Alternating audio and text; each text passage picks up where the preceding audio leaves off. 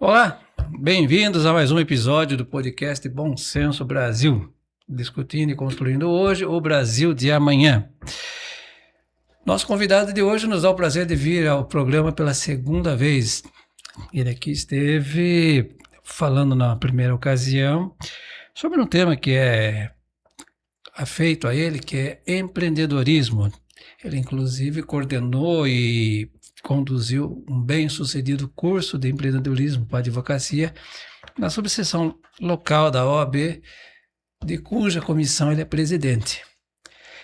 Bem, ele é vice-presidente da Associação Comercial, filho de um dos mais bem-sucedidos comerciantes da cidade, mais reconhecidos, o nosso querido amigo Newton 13, né? Mais conhecido como 13 do que Newton, né? Difícil alguém lembrar dele como Newton. E vem hoje novamente para discutir um assunto também voltado à questão do empreendedorismo, mas sob outro enfoque. O que essa conjuntura momentânea de sobretaxação, de dificuldades, de incertezas no cenário econômico diante de medidas externas, medidas internas, toda essa confusão, de que modo isso impacta o comércio, que é o ramo que ele conhece como poucos, né? E para destrinchar melhor essa pauta, a gente tem o prazer, a satisfação de receber o Dr. Newton César Silva. Meu amigo Newton, posso dizer assim, a gente é colega de gestão, se conhece há tanto tempo. Ele é sobrinho de um outro grande amigo meu, que foi meu padrinho de casamento. Desculpe estar aqui falando de questões mais localizadas, mais pontuais. Mas, Newton, bem-vindo aqui mais uma vez ao nosso podcast. É uma satisfação recebê-lo. Satisfação é toda minha, agradeço imensamente o convite e por essa oportunidade de conversar com o público e poder explicar um pouco do ponto de vista da associação comercial, dos empresários, dos empreendedores e também, quem sabe, até dos advogados. Por que não, sobre né? temas tão importantes. Vamos lá. A gente falou na primeira vez, na sua primeira vinda aqui, que nos deu muita satisfação, sobre empreendedorismo. Como é que está sendo empreender diante desse cenário econômico de incertezas? Como é que mais propriamente o comércio, né, que é uma área que você conhece, está administrando esse cenário? Bom, empreender no Brasil, vocês sabem que é uma tarefa praticamente insana. Toda vez que alguém diz, olha, eu vou empreender, eu penso, meu Deus, olha lá, mais um doido que acordou hoje e vai passar aí por um caminho bastante difícil. Mas, por outro lado, empreender é algo extremamente prazeroso, fantástico.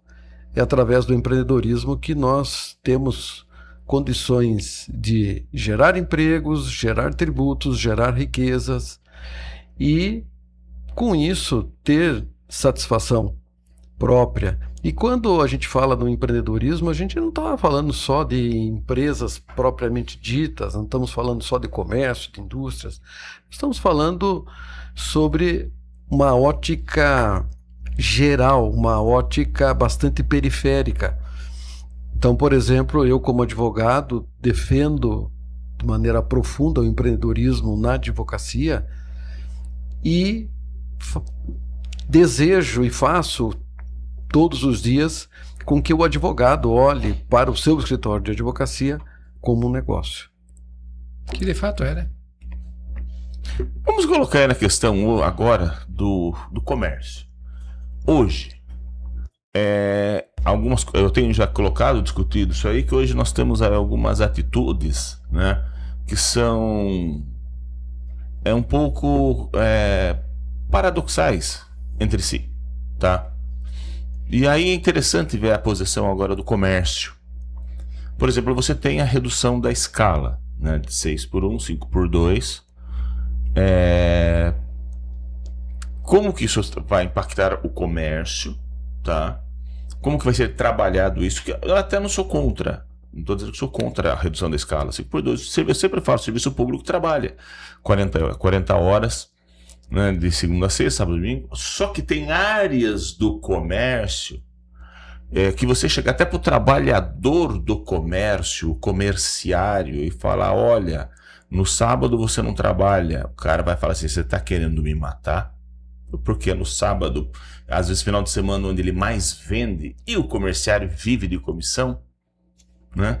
Então a gente fica numa situação assim, como vai ser trabalhado isso? Essa questão da redução da escala, como que o comércio está vendo isso? Não só o empresário, como até o próprio comerciário, que vocês têm o contato. E outro ponto que eu falo que essa decisão, essas algumas questões paradoxais, né, que se vê aí, né, decisões do governo atualmente, que eu até, isso eu bato assim, de uma forma assim, sou bem contra, né? Você reduz a escala, você cria se vai, por exemplo, em indústria, você pode criar algum custo a mais, tá? Mas pode ser absorvido, isso pode ser trabalhado. Só que quando você fala, por exemplo, em vai tirar a taxa da blusinha, que ficou a taxa da blusinha até uma coisa depreciativa, quando você fala isso, você está aumentando a importação, você está trazendo produtos de outros países, 99,9% chineses, para o Brasil, inclusive fora do comércio, via plataforma. Diminuindo, inclusive, impactando o comércio, impactando a indústria. Você tem algumas ações, por isso que eu falei, paradoxal. Você cria situações que impactam de forma negativa. Ah, mas a escala tem que mudar, tudo bem, mas ao mesmo tempo você cria uma situação de uma competição desleal do exterior para o fabricante ou comerciante brasileiro, você cria uma situação ruim. Queria que você debatesse, colocasse sua opinião sobre isso. Olha, em primeiro lugar, sobre a jornada 6, fim da jornada 6x1, é recebida com muita preocupação, principalmente pelo comércio. E por que nós dizemos isso? Porque está se olhando para um determinado objetivo, entretanto atingindo-se outro de uma maneira desorganizada. Quando se fala do fim da jornada 6x1, está-se, na verdade, querendo dizer sobre a diminuição da jornada de trabalho que existe hoje no Brasil e desde 1988, com as 220 horas de trabalho mensais. E por que essa diminuição? Porque tem-se a intenção de que os empregados, trabalhando menos, possam ter uma qualidade de vida melhor. Entretanto, quando se faz simplesmente a diminuição da carga de trabalho, sem a consequente redução do salário, há, de uma maneira direta, um aumento salarial. E um aumento salarial, ele impacta na cadeia de consumo. Por quê? Hoje... Só um adendo e um aumento expressivo, que quando você tira de 44 para 40, é um aumento de 10%. Sim. Então, só que se nós levarmos em consideração que a carga tributária e os outros encargos que são lançados diretamente nas folhas de salário no Brasil, elas são uma das maiores do mundo. Então, por exemplo, um empregado que ganha R$2.000 líquido, ele custa para o seu empregador mais de R$4.000. E quando nós simplesmente diminuímos a jornada de trabalho, seja de 5x2, 4x3, até como alguns querem, há diretamente um aumento do custo. Então, se mira em uma coisa para atingir outra coisa. Nós, da Associação Comercial, que é uma entidade centenária e que hoje representamos mais de 4.500 empresários na cidade, nós temos muita preocupação com esse tema. Por quê? Porque, ao contrário do que muitas pessoas possam imaginar, que essa diminuição possa trazer um alívio, uma tranquilidade, uma condição de trabalho mais digna, prazerosa, ela, na verdade, trará embutido com tudo isso um aumento dos produtos, porque, infelizmente, como as margens praticadas hoje, principalmente no comércio que é um dos ramos de atividade que serão mais atingidos, já são muito apertadas. Essas margens, quando receberem ainda mais esse novo custo, o impacto será direto, porque o empresário não tem mais condições de absorver custo algum. Então, é importante dizer que nós não estamos dando pouca importância para a vida, pela saúde e pelo bem-estar do empregado. Mas nós estamos também, paralelamente, preocupados com o aumento dos custos, com talvez o possível desemprego, ao contrário do que alguns possam imaginar, que esta redução vai fazer com que se contrate mais gente. Pode ser que não. Porque para contratar mais gente é necessário ter mais faturamento. E se os produtos vão aumentar de preço, talvez o faturamento e as vendas, consequentemente, não aumente. E com isso pode até haver demissão. Então, nós olhamos esse tema com muita preocupação. Por outro lado, o governo federal não fez nada. E qual era a parte que lhe cabia? Era a desoneração da folha de pagamento. E ele não fez isso, disse que não vai fazer. Eu também, de certa maneira, concordo com o governo, porque quando nós falamos em carga tributária, é importante que a população saiba que o governo, ele não produz dinheiro. O governo, ele não tem lucro. O governo vive única e exclusivamente dos impostos que arrecada.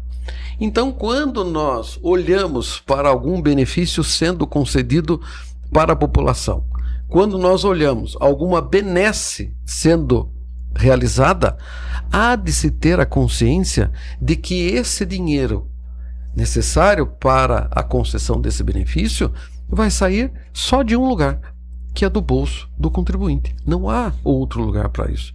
Então nós recebemos isso com muita, mas muita preocupação. Agora, por outro lado, o governo federal, talvez numa atitude eleitoreira, reduziu o imposto de importação para produtos que custam até $50. O conhecido imposto da blusinha. Taxa da blusinha. E isso é horrível. Por quê? Porque a população quer pagar o menos possível. E, muitas vezes, este percentual da taxa, equivalente à taxa, ele é decisivo para que o consumidor opte em adquirir o produto fora do país. E, com isso, a produção cai, as indústrias produzem menos, o comércio vende menos, porque, como você bem diz, as vendas são feitas diretamente para o consumidor, então vem do exterior diretamente para o consumidor, e o comércio não é beneficiado em nenhuma maneira. Então tudo isso nos preocupa. Então, quando a gente fala como é que é empreender no Brasil, é um ato insano. E eu não quero com isso desmotivar ninguém a empreender, muito pelo contrário. Eu sou um dos maiores entusiastas do empreendedorismo. Ensino isso quase que diariamente, em aulas, palestras, cursos, enfim, em mentorias, mas é necessário que as pessoas tenham um olhar diferente. E que olhar é esse? É necessário que as pessoas tenham muita consciência de que empreender hoje é diferente de se empreender há 20, 30, 40, 50 anos. O meu pai, como você bem citou aí, que é um comerciante de mais de 60 ou talvez 70 anos na cidade, quando ele começou lá na década de 50, final da década de 50, as coisas eram diferentes. Por quê? Porque não havia planejamento. Não havia plano de negócios, ou como pomposamente dizem, né, um business plan. Não havia nada disso. Entretanto, hoje em dia, o empreendedor, seja ele qual for, micro, pequeno, individual, seja um engenheiro, um advogado, um dentista, um médico, Aquele que não se programar, não se planejar, não buscar assessoria, não vai ter sucesso. Ou pode até ter sucesso, mas de uma maneira muito esporádica. Então eu costumo dizer que o mundo moderno, infelizmente, não aceita amadores. É necessário ser muito profissional. Você colocou uma coisa que eu vou fazer um comparativo entre essa questão do empreendedorismo brasileiro, entre a questão desse sonho brasileiro do empreendedor, né? O formato e o formato americano. Aqui no Brasil se cultua muito, eu vou formar o meu próprio negócio. Eu vou ser dono do meu negócio. Existe muito a palavra eu. Em alguns países, eu cito um pouco os Estados Unidos, que a gente conhece um pouco a economia americana, mas quando você vai empreender, quando você vai montar negócios nos Estados Unidos, criar novas indústrias, novas empresas, né? Geralmente, lá as empresas são formadas, elas são gestadas em universidades. Alunos, né, isso é muito incentivado na Universidade Americana, formar novos negócios. Né? Um exemplo é o Facebook, né? Foram universitários que fizeram. E lá existe uma polivalência maior. Vou dar um exemplo. Você vai montar um escritório até mesmo um escritório de advocacia, tá? Nós queremos montar um escritório de advocacia, quero montar um escritório de advocacia maior, sei lá, a gente quer Aqui, o empreendedor, o brasileiro, ele monta o seu escritório. Até eu brinquei esses dias que uma das coisas que o AB faz, né, para ajudar o jovem advogado a ceder sala, para ele atender cliente. É bonito, né? Mas lá não. Lá eles 3, 4 pessoas, 5 pessoas, vamos montar um negócio maior, porque o negócio maior tem mais substância. Mas aí, e principalmente americano, estou fazendo essa questão americana, que lá a área de direito é marketing, né? Lá você vai lá, cada esquina que você vê, você vê um outdoor de advogado. Sim. É interessante.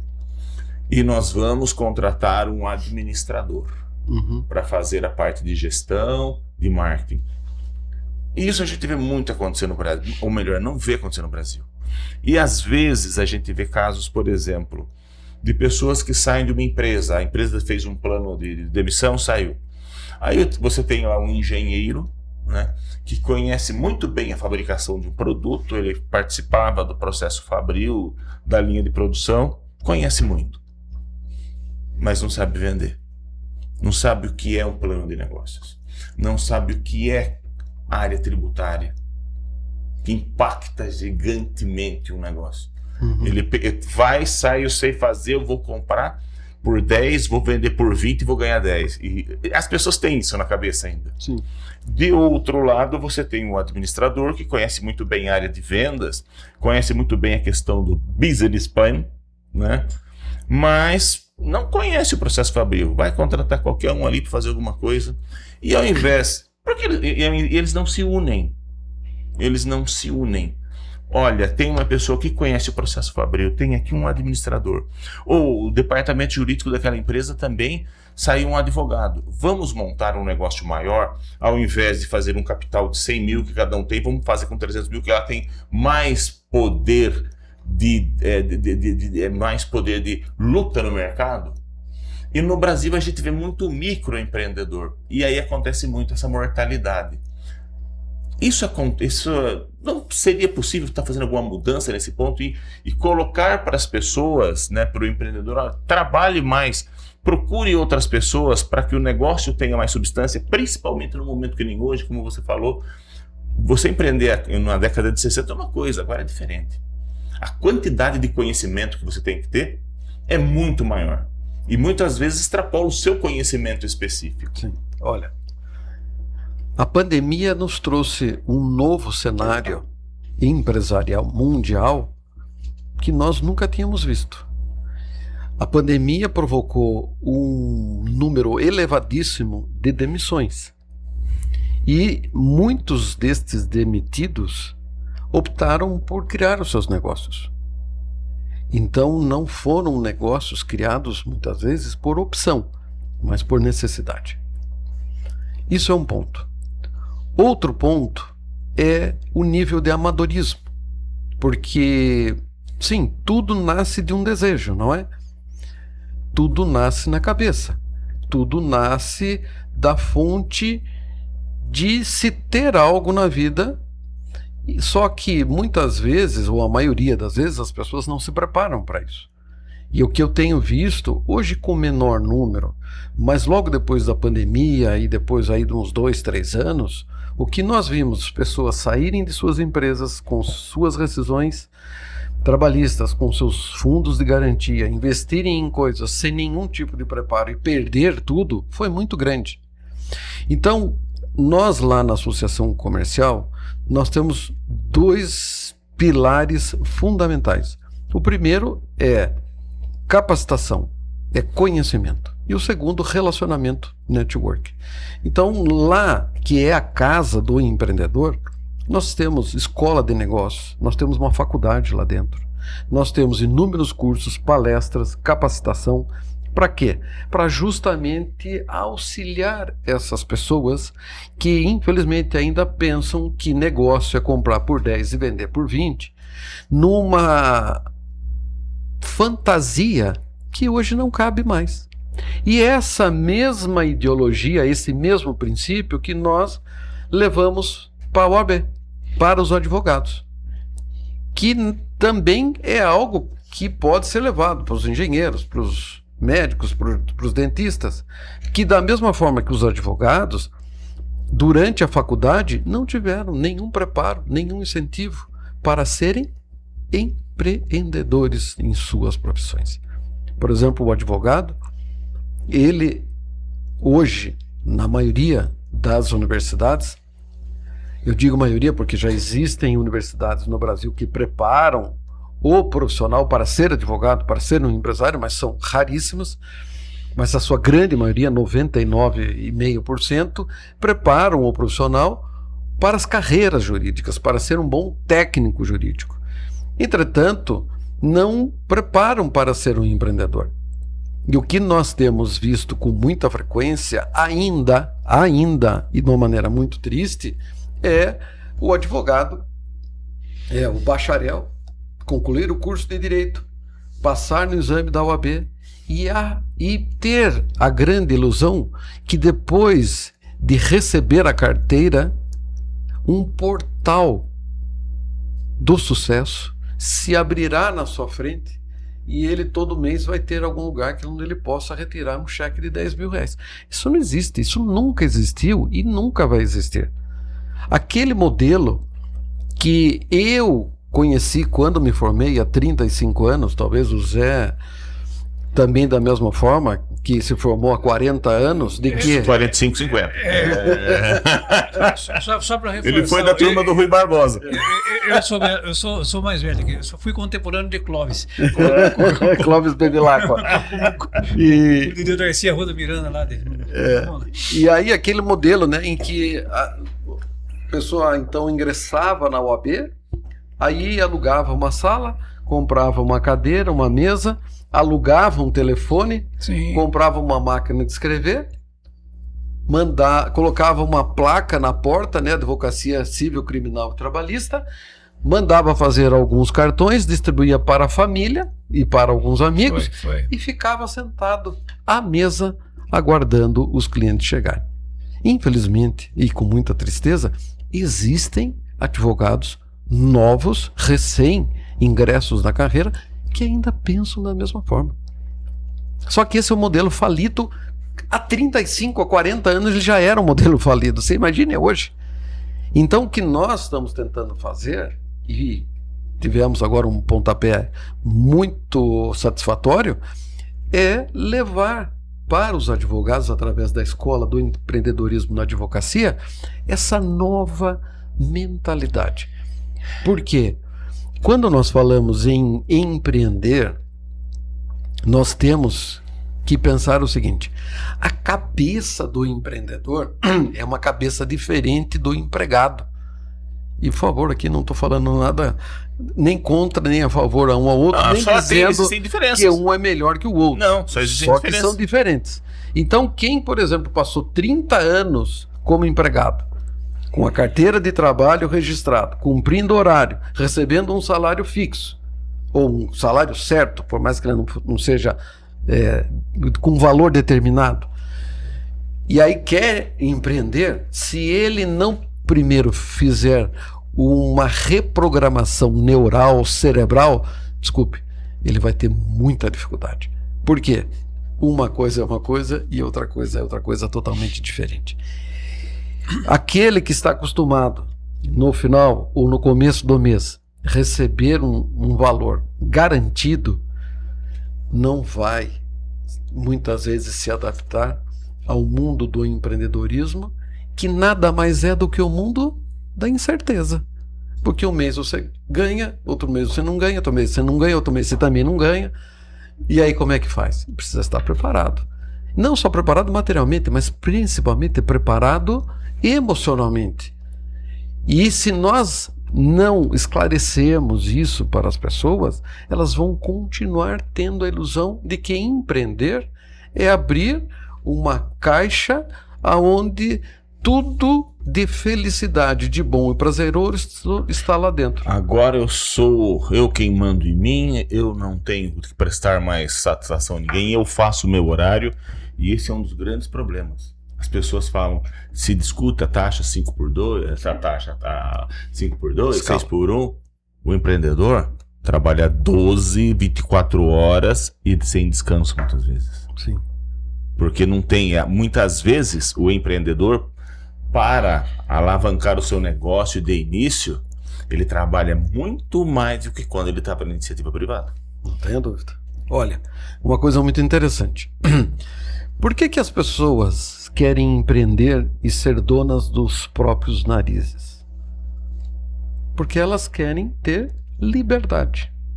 Só que não há como ter liberdade se não houver, primeiro, liberdade financeira. Então, quando a gente é jovem, nós queremos fazer o que quisermos. Nós queremos ser donos da nossa própria vida. Só que muitas vezes o jovem vive de pensão, vive de mesada, ou enfim, vive na dependência econômica dos pais. Então é importante saber que antes de poder fazer o que gosta, é necessário, e muitas vezes por muito tempo, fazer o que não gosta. Eu vou colocar um outro ponto das escolas de direito que atrapalha um pouco a formação do profissional. Você falou que a escola não prepara, né, o empreendedor, o empresário do direito, tá? Eu acho que vai um pouco mais além. O Brasil tem uma cultura de... Não estou fazendo crítica nenhuma, mas assim, é uma cultura de Brasil do funcionário público. Então, se você chegar numa escola de direito hoje, chegar lá no primeiro, segundo ano, e ele pedir, pessoal, levanta a mão. Quem quer ser juiz? Metade da classe. E quem quer ser promotor? A outra, 30%. E quem quer trabalhar como delegado? Quem quer ser advogado? 2%. E eles vivem, isso eu vi muito, esse sonho de não, eu vou entrar num concurso público porque eu vou ganhar bem, sabe, vou estar estável, tem-se a ideia de que vai se trabalhar pouco, eu vou estar sossegado. E muitas vezes não pensam que é o trabalho de um juiz, a responsabilidade de um promotor, de um delegado. Mas não, é a segurança do serviço público. Só que dos 30, de uma classe de 60, um vai passar para juiz, os outros não. Que é um concurso difícil também. Sim. E aí, e outro ponto importante, hoje atualmente, antigamente você saía da escola, você fazia cursinho, né? Mas era o seu. Hoje você tem que advogar antes. E ele não está preparado para advogar. E aí pronto, já começa. Por quê? Porque ele tem que ter os 3 anos de advocacia ou de algum outro trabalho, né? Mas em regra, vamos contar os 3 anos de advocacia. E ele não está preparado para isso. E ele pensa que aquilo lá vai ser uma coisa que vai ter a de letra e não vai. E aí muitas vezes é onde até se demonstra o despreparo profissional dele, inclusive afetando clientes. Como um médico. Vou fazer um paralelo hoje com o que está acontecendo nos cursos de medicina. Fizeram o exame aí do Conselho Federal de Medicina, teve aluno aí que não sabia coisas básicas que até que você procura na internet você acha. Sim. Então a qualidade do ensino, batendo nesse ponto, você acha que não deveria também, vamos dizer assim, OAB, as associações, não só outros também de engenharia, chamar as universidades, que o problema não envolve só advogado, envolve todas as áreas. Sim. E se mudar esse sistema, porque está se ficando um sistema falido. Estamos vendo aí o Brasil que até um tempo atrás formava muitos engenheiros que tinham vagas nas indústrias. Hoje, se você quiser trabalhar como engenheiro, você tem que falar chinês, que você tem que ir para a China. Porque as fábricas do Brasil foram para a China. Sim. Hoje só tem escritório. Não está precisando fazer uma mudança? População, sociedade, instituições sentarem aí, ó. Precisamos mudar isso. Não tenha dúvida. A mudança, só que a mudança, como você bem disse, ela é primeiro cultural. Porque nós fomos criados numa sociedade onde a mãe e o pai falam assim, olha, quando você for na padaria, no supermercado, fala para a criança, né?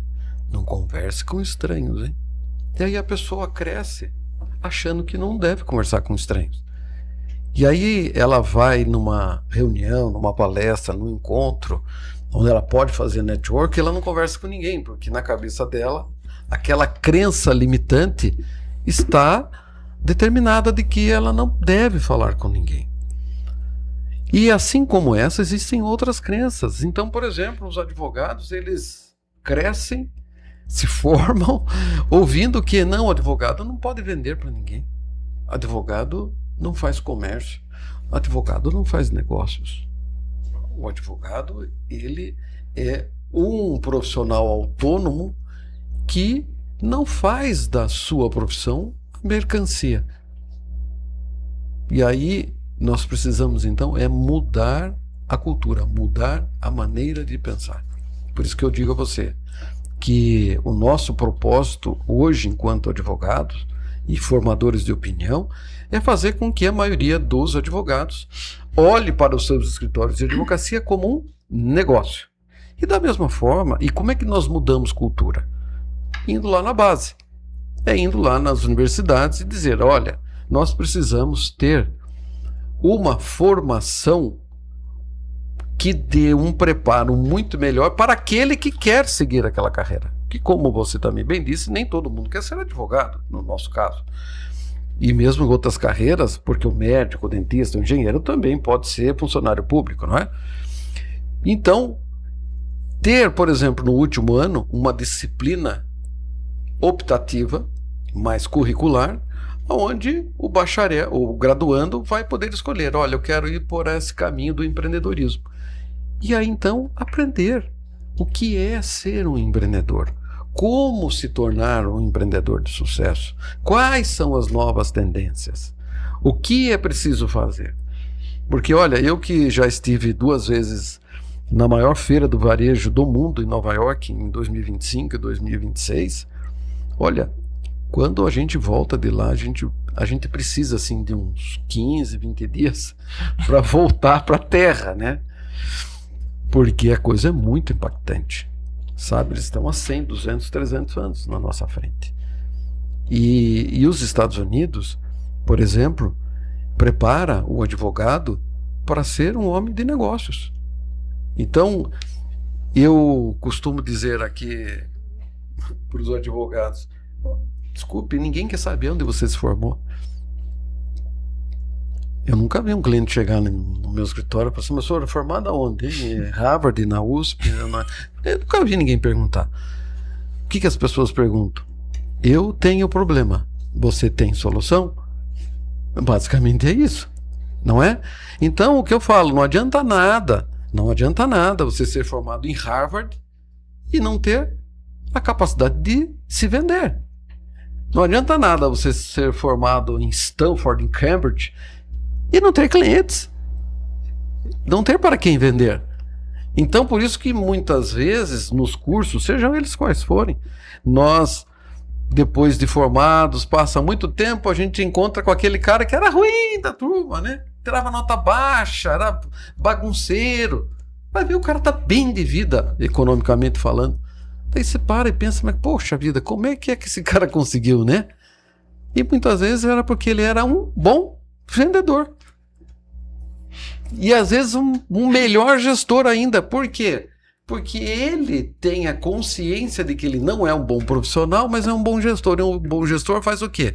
Contrata boas pessoas. Lógico, lógico. É o que faz isso. Então eu não preciso ser o melhor advogado, eu preciso ser o melhor gestor. Porque aí eu posso contratar 1, 2, 5, 10, 20, 50, 100 para trabalhar para mim. E é o que acontece. É lógico, entendeu? Então empreender é isso. É você transformar as coisas. E por isso que nós só vamos conseguir modificar todo o ambiente que existe hoje a partir do momento que nós começarmos a fazer uma transformação cultural, que é basicamente o que o Brasil precisa, mudar a cultura. Porque enquanto nós tivermos pessoas preocupadas somente consigo mesmo, o Brasil vai continuar aonde está. Ou pior, caindo a cada ano. Como é o que está acontecendo. Sim, porque cada vez mais as pessoas elas estão egoístas, elas estão introspectivas, elas estão preocupadas consigo mesmo. Elas não estão preocupadas com a pessoa que está ao lado. Elas não estão preocupadas em querer saber o que a outra pessoa pensa, o que ela sente, qual é a dor. Muitas vezes a pessoa não está... Muitas vezes o profissional, ele não está preocupado com a dor do cliente dele. Ele quer vender para o cliente dele. O que ele vai vender, se é bom, se não é, ele não está preocupado com isso. Então nós precisamos mudar isso. E quem entende isso, transforma a vida das pessoas e transforma a própria vida. Porque a partir do momento que você tem empatia, a partir do momento que você se preocupa com o outro, a partir do momento em que você está neste mundo para levar a transformação na vida das pessoas, a sua vida também vai ser transformada. E aí nós criamos aquilo que é mais gostoso e bonito na vida, que é a roda da gratidão, a roda da fortuna. Porque quando nós envolvemos outras pessoas e demonstramos para elas que, olha, o certo não é levar vantagem.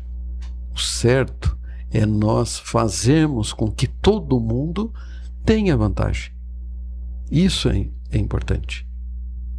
No comércio, que assim, o vendedor, né?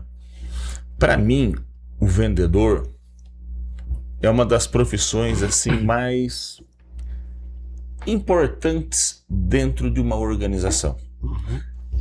Tanto que eu sempre coloco isso, né? Você encontra bons técnicos? Encontra. Para cada 10 bons técnicos que você encontra 2 bons vendedores. E ele é o profissional... todos são importantes. Todos são importantes. Né? Produção, administração. Mas sem vendedor não tem venda. Não tem receita. E assim, eu entendo o vendedor como aquela pessoa que tem talento. E não estou discriminando quem não tem esse talento. Tem talento, pessoas que têm talento para ser médico. Não tem um bom técnico, mas às vezes precisa de um gestor, alguma coisa que faça o negócio andar para frente. E às vezes a gente, voltando nessa questão do empreendedor, na área de comércio, eu vejo muitas vezes, vou abrir uma lojinha. Eu saí do negócio, eu vou comprar um estoque aí, vou abrir uma lojinha. Essa pessoa nunca vendeu na vida. Não tem aquela empatia, ele não faz ele não consegue Você vai em uma loja, você sabe bem disso, às vezes dependendo do tratamento que o vendedor te dá, você dá só uma olhada. Mas eu preciso comprar alguma coisa, que ele é um vendedor, eu preciso comprar alguma coisa com ele. Ele cria aquela necessidade de você comprar. Já tem aquele cara que chega, te trata de jeito, você ia até pagar. Obrigado. Você vai na loja vizinha. Sim. Esse problema, nessa questão dessas pessoas que estão saindo e montando negócios na área de comércio, isso acontece bastante? Muito, só que também existe uma crença limitante, e na cabeça de muitas pessoas, que primeiro elas acham que é pecado vender, é feio vender, ou senão diz, olha, eu não tenho vocação para a venda. Só que as pessoas se esquecem que a definição de venda nada mais é do que convencimento. O que diferencia um vendedor de outro é o poder de persuasão que ele tem. E aí entram vários requisitos: simpatia, educação, boa narrativa, gesticulação, enfim, comportamento, postura, vestimenta. É uma série de requisitos. Só que as pessoas têm que entender o quê? Quando uma criança chega para o pai e pede uma bicicleta, e o pai diz não, e ele começa a argumentar, o que ele está fazendo? Vendendo. Ele está vendendo, porque vender é convencer, ele está tentando convencer. O padre, quando sobe no altar e começa a falar, a pregar, a disseminar aquilo que ele acredita, o que ele está fazendo? Ele está tentando convencer as pessoas a fazer ou deixar de fazer aquilo que ele está dizendo. Assim é com o pastor, assim é com todo mundo. Então as pessoas têm que parar e pensar: poxa, eu sou um vendedor. Não sou um vendedor na literalidade. Na literalidade. Não é aquele que eu estou acostumado a ir lá na loja, que ele vai me vender uma televisão, um calçado, uma roupa, um livro. Não sou esse. Mas eu sou um vendedor a partir do momento em que eu, todos os dias, diuturnamente, estou tentando convencer outra pessoa. Quando ela entende isso, ela rompe essa barreira. Poxa, então eu sou. E como se tornar um bom vendedor? Porque a pessoa não nasce com dom de vendedor. Ninguém nasce com dom. Tem um dom de ser. Não. Tudo é treinável. E quanto mais a pessoa treinar, quanto mais ela se aprofundar no conhecimento e na arte da venda, ela vai se tornar um bom vendedor. É a única coisa que eu discordo. Tem o treinamento. Mas tem pessoas que nascem com o dom, tem pessoas que são vendedores desde que nasceram. Quando ofereceu lá, pai, eu quero a bicicleta. Não quero. Mas pai, olha, com a bicicleta, veja bem, ele consegue. Tem uns que nascem com o dom. O meu pai que dizia assim, olha, quando você quiser uma bicicleta, você tem que pedir uma moto, né? Porque vai baixando até chegar. Porque a pessoa vai falar, o pai vai falar, olha, não vou te dar uma moto. Aí uma bicicleta. Uma bicicleta tudo bem.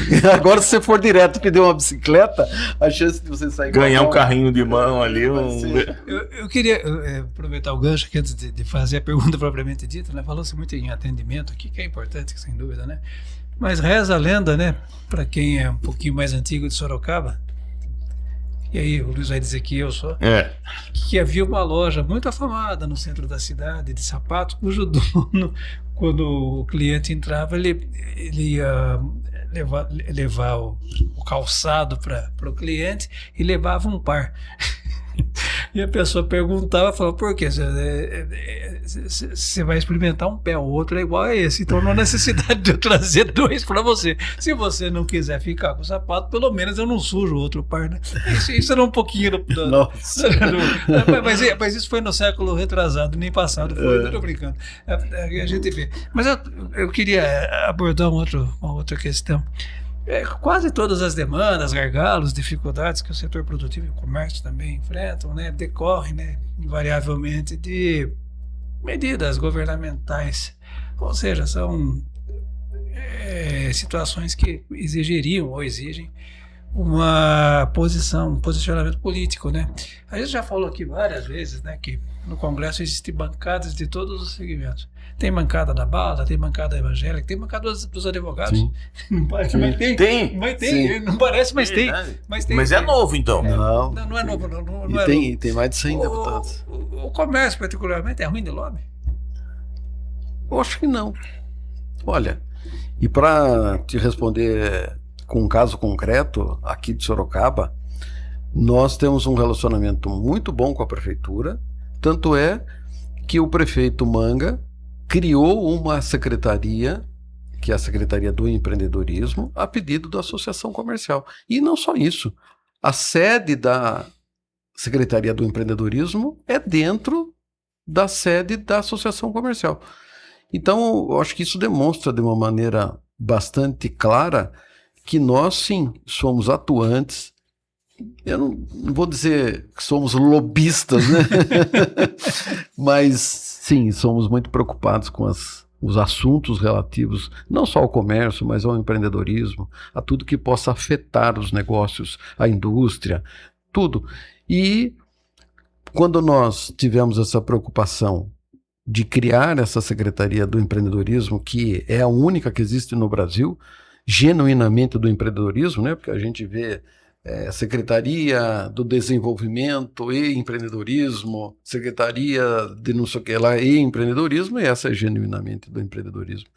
Nós queríamos justamente estar mais próximo do empreendedor, levar para ele as soluções que lhe interessam, diferentemente, por exemplo, de uma Secretaria de Desenvolvimento Econômico, que é aquela que olha mais de uma macro. maneira muito macro e invariavelmente com um olhar mais focado no grande empresário, enquanto que a Secretaria do Empreendedorismo é mais voltada para o micro e pequeno. Uma outra questão, entre os efeitos aí já previstos da mudança da jornada de trabalho, que foi o tema com o qual a gente começou essa conversa, foi falado de passagem da questão do repasse de custos e aumento de preços de produtos. Uma vez eu vi uma frase na Câmara que ficou: na briga do Rochedo com o mar, quem paga a conta é o marisco. O ônus vai acabar para o consumidor também? Eu não tenho dúvida, não tenho dúvida. Todos os custos não previstos ou inesperados que o empreendedor recebe, na maioria das vezes ele tenta absorver, mas nem sempre ele consegue. E principalmente esse custo, que será um custo perene, porque a jornada não vai voltar, né, a 44, nem tampouco vai voltar a 48 como era antes da Constituição de 1988. Então, fatalmente, quem vai pagar esse pato serão todos nós, né? É que quando nós falamos assim em transferir custos, uma coisa que eu acho eu acho assim com quase certeza que falta um pouco das entidades de classe, seja do comércio, seja da indústria. O Brasil tem um grande problema, que é assim, o bom emprego é o emprego público.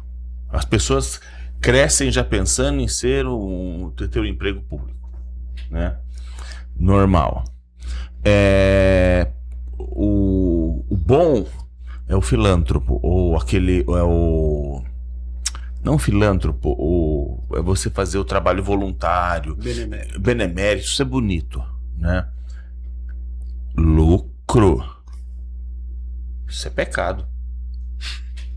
Eu vi muito isso aí. Eu lembro de uma reportagem da Exame, 20, 30 anos atrás, de capa: lucro não é pecado. Uhum. Mas existe isso ainda. Sim, essa crença limitante é muito forte. E quando a gente fala que vai passar para o consumidor, o empresário não é um filântropo. Sim, claro. Sabe? O empresário, ele compra por 10, vende por 20 e tem um lucro que é a sua de 2. Não é 10. Compro por 10, vendo por 20 e ganho 10. Não é assim.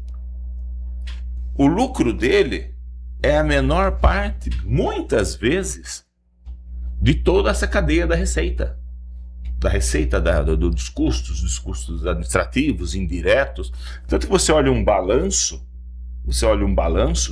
de uma empresa, você vê lá a demonstração do resultado do exercício, que para mim eu gosto muito de analisar as demonstrações. A receita total, a receita principal lá, 100 milhões. Quando você vê o lucro líquido embaixo, deu 2. Gente, uma empresa hoje que dá 5, 6, 10% de lucro líquido no país hoje é uma empresa classe A, 5.0, 6.0, alguma coisa nesse sentido. Então as pessoas precisam aprender, e talvez as entidades, os organismos de classe precisam começar a explicar isso através de imprensa, mídia, que quando a gente fala assim, aumento de custo, o empresário não absorve nada. Olha, e essa também é uma das crenças limitantes muito fortes e ainda muito enraizada na cabeça das pessoas. Então nós precisamos mudar a cultura. Eu prefiro a expressão americana que diz que hoje eu vou make a money, né? Eu vou fazer dinheiro e não vou ganhar dinheiro, né? Hoje o papai vai ganhar dinheiro, né? A mamãe vai ganhar dinheiro. Não vou ganhar dinheiro, vou fazer dinheiro.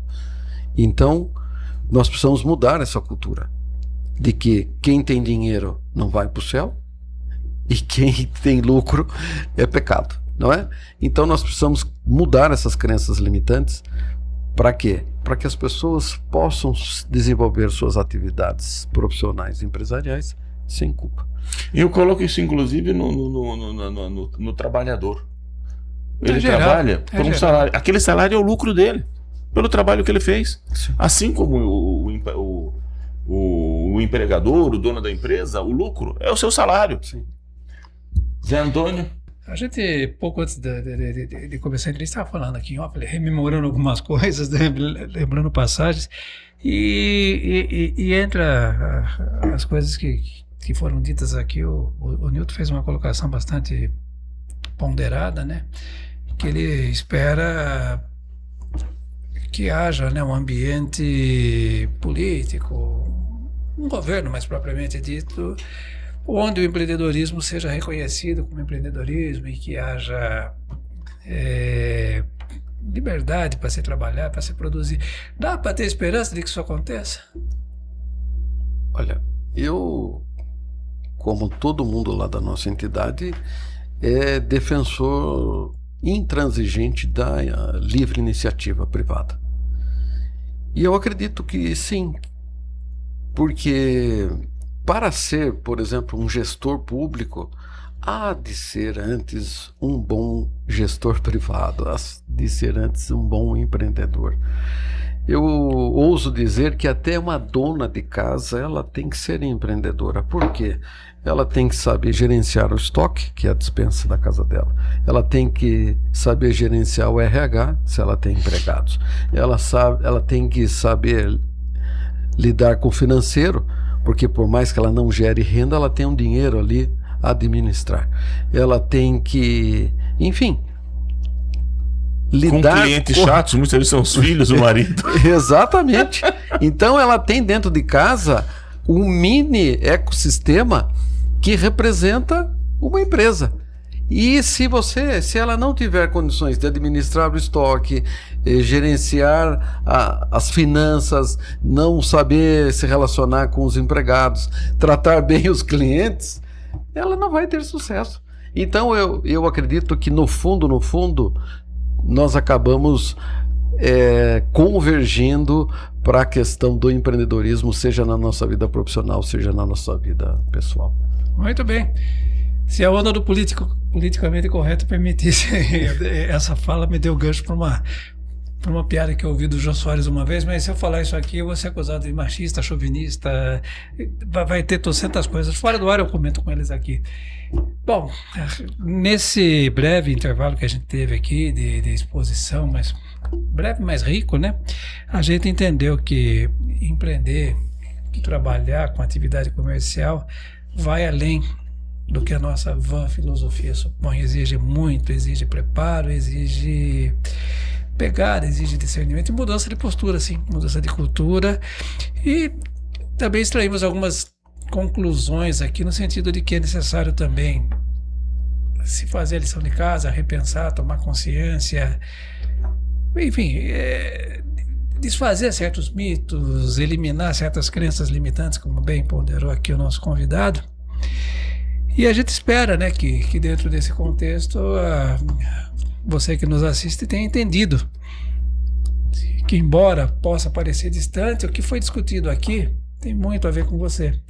Esse ano, particularmente, é o ano da oportunidade. Todo mundo vai, quer dizer, todo mundo que assim entender, vai votar e vai ter a chance de também pensar nisso, de ver as propostas e de entender se aquele modelo colocado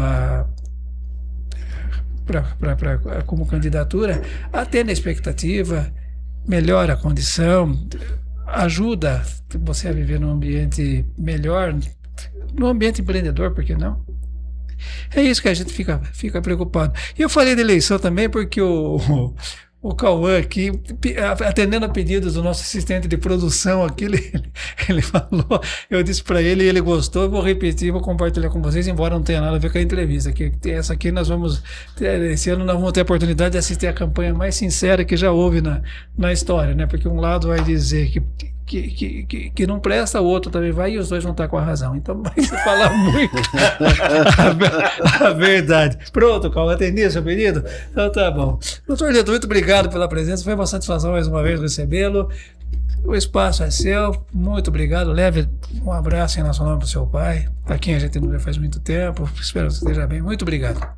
Eu que agradeço a oportunidade de disseminar a cultura do empreendedorismo, que eu tenho certeza que se o Brasil tiver mais empreendedores, nós seremos um país de mais sucesso.